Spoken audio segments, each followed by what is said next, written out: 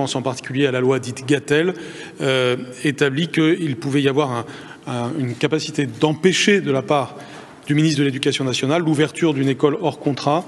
Cela fait partie d'une stratégie donc générale de défense des valeurs de la République. Aussi réclame-t-il un enseignement neutre au nom de la liberté de conscience, mais neutralité toute particulière en réalité. Citation. On vous parle de la neutralité scolaire, mais il est temps de dire que la neutralité scolaire n'a jamais été qu'un mensonge diplomatique et une tartufferie de circonstances. Nous l'invoquions pour endormir les scrupuleux et les timorés, mais maintenant il ne s'agit plus de cela. Jouons franc jeu. Nous n'avons jamais eu d'autre dessein que de faire une université anti-religieuse, et anti-religieuse d'une façon active, militante, belliqueuse. Citation de René Viviani, ministre socialiste, loge Droit et Justice, dans le quotidien L'Humanité du 4 octobre 1904. Ce même Viviani qui déclarait un jour à la tribune de la Chambre « Dès l'instant que nous avons éteint les étoiles, il s'agit d'établir sur Terre l'équivalent d'un paradis. » Ceci tiré de Mes cahiers de Barès. Donc on admirera le tranquille aveu du mensonge, Satan est vraiment le père du mensonge. Dès 1866, sous le Second Empire, Jean Massé, de la loge La Parfaite Harmonie, auteur de « Qui tient les écoles tient tout », a fondé la Ligue de l'enseignement, qu'il qualifie de fille aînée de la franc-maçonnerie. Et le but premier des républicains, jusqu'au début du XXe siècle, sera d'arracher à l'Église ces écoles. Comme dit François Brignot, le combat va dominer le XIXe siècle finissant, il sera plus important que la bataille sociale, dont on parle pourtant davantage. Ce n'est pas tellement la bataille sociale, c'est la bataille scolaire qui sera importante à la fin du XIXe siècle et au tout début du XXe. Dans Le sel de la terre 54, il est fait état d'un ouvrage paru en 1935 sous les auspices de la Fédération nationale catholique du général de Castelnau, Socialisme maçonnique, ouvrage intéressant parce qu'il contient beaucoup d'extraits des comptes rendus des convents du Grand Orient. Quelques citations. Nous avons en premier lieu l'impérieux devoir de noyauter les ministères et les administrations publiques. L'éducation maçonnique de la jeunesse est la pierre angulaire de la République. C'est d'elle que dépend l'avenir de la République, bien entendu, tel que la franc-maçonnerie l'entend. On ne doit pas l'abandonner à l'autorité des familles.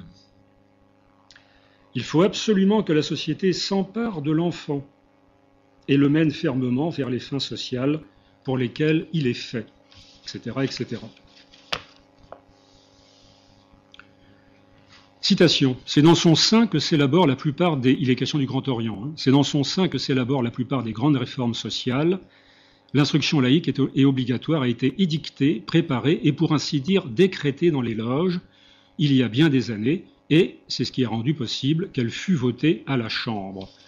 Citation tirée du Mot d'ordre, un journal maçonnique, en 1899.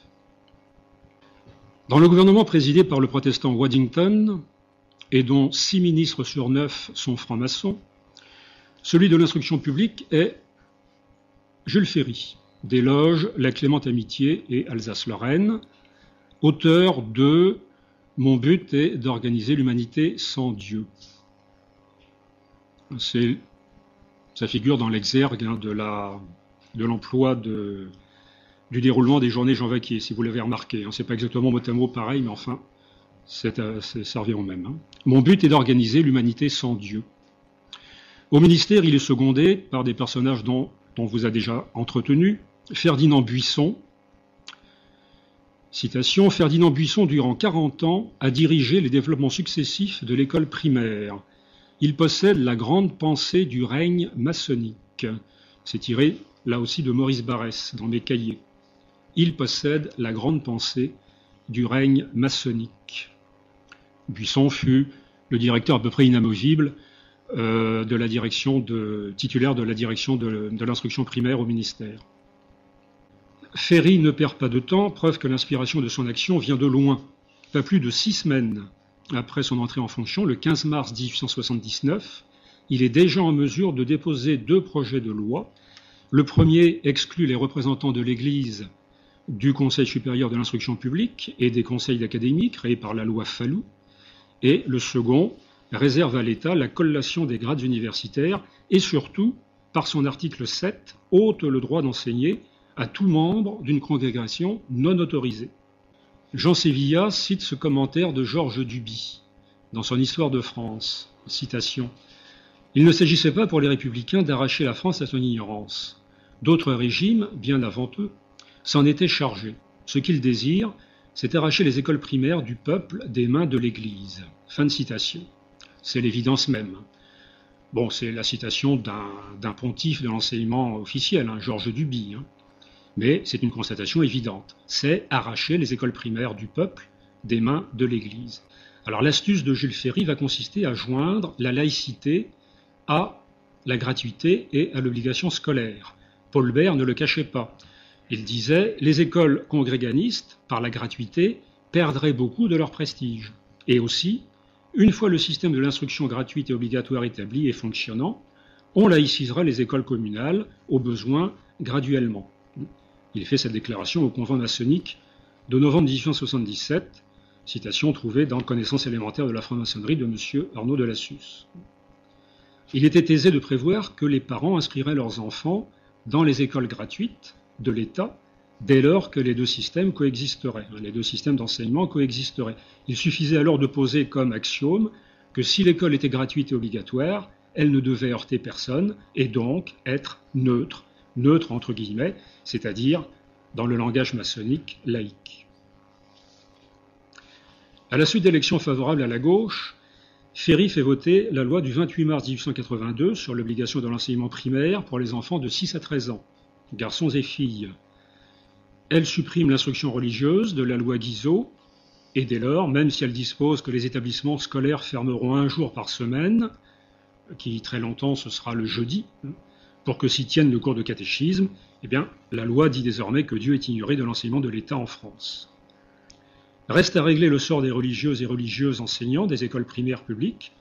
La loi du 30 octobre 1886, prise par René Goblet, franc-maçon, successeur à l'instruction publique de Ferry, tombé à la Chambre sur l'Indochine, l'affaire de Langson, cette loi de Goblet leur ôte le droit d'y enseigner. L'objectif est clairement idéologique, faire des maîtres d'école, désormais nommés par les préfets et payés par l'État, et non plus comme très souvent avant par les municipalités, des propagateurs zélés du système et de son idéologie. Les conséquences de la loi vont être d'une immense portée. Le quotidien Le Temps écrit, citation, « Il ne faut pas s'y tromper, c'est peut-être l'événement le plus considérable de notre temps. C'est le commencement et le germe d'une révolution dans les idées et dans les mœurs dont il est impossible encore de mesurer la portée. La direction de ce qu'on pourrait appeler l'âme traditionnelle de la France va changer de main. Aux doctrines d'autorité vont succéder dans tous les domaines celles du libre examen. Les générations qui sortiront de ces écoles nouvelles ne ressembleront plus aux anciennes. » Fin de citation. Ça aussi, je l'ai trouvé dans Connaissances élémentaires de la franc-maçonnerie de M. Arnaud de Lassus. Au convent de septembre 1891 du Grand Orient avait été adopté le vœu suivant, je cite, « Que le convent prenne une délibération tendant à charger le Conseil de l'Ordre de faire des démarches auprès de chaque ministère à l'effet de mettre tous les agents ou fonctionnaires qui émargent au budget en demeure de placer leurs enfants, c'est-à-dire de leur faire donner l'instruction dans des établissements laïques. » Fin de citation. Alors ce vœu est adopté à l'unanimité. Au convent suivant, en mars 1898, le même vœu est reconduit avec en plus la menace de la révocation immédiate pour tous les récalcitrants. Ainsi que l'écrit le socialiste Marcel Samba, citation, « Donner à l'enfant des connaissances sans lui enseigner la foi, c'est la lui ôter. L'école sans Dieu est l'école contre Dieu. Nous n'y pouvons rien, c'est la force des choses. » En voilà un au moins qui n'est pas hypocrite. Effectivement, ne pas parler de Dieu à un enfant, c'est être contre Dieu. C'est l'évidence. Citation, « Des principes moraux de l'école laïque se dégage une lumière éclatante qui chasse devant elle les ténèbres séculaires au sein desquelles la pensée de l'homme était engagée dans une sorte de torpeur. » Ça figure au journal officiel de la République française. Tel est le programme métaphorique, comme dit François Brignot, d'Émile Combes, en vertu duquel, fin août 1902, 30 000 élèves sont jetés à la porte de leurs écoles. En 1905, Combes devra démissionner après la mise au jour du système secret de délation exercé par le ministère de la Guerre, le ministre de la Guerre, général André, sur les officiers, grâce à la franc-maçonnerie, c'est ce qu'on appelle l'affaire des fiches. Combes en connaissait l'existence, ça ne le dérangeait pas. Il aurait d'ailleurs souhaité l'étendre aux candidats aux emplois de la fonction publique. Tel était le fond du combisme. Mais son action est poursuivie par son successeur, Maurice Rouvier, qui fait voter la loi de séparation de l'Église et de l'État le 9 décembre 1905, dont la conséquence la plus odieuse seront les inventaires, vite interrompus devant les incidents parfois sanglants qu'il provoque. Tous les gouvernements jusqu'à la guerre de 14 appliqueront la loi et fermeront les écoles catholiques. Je pense en particulier à la loi dite Gatel, établit qu'il pouvait y avoir une capacité d'empêcher de la part du ministre de l'Éducation nationale l'ouverture d'une école hors contrat. Cela fait partie d'une stratégie donc générale de défense des valeurs de la République.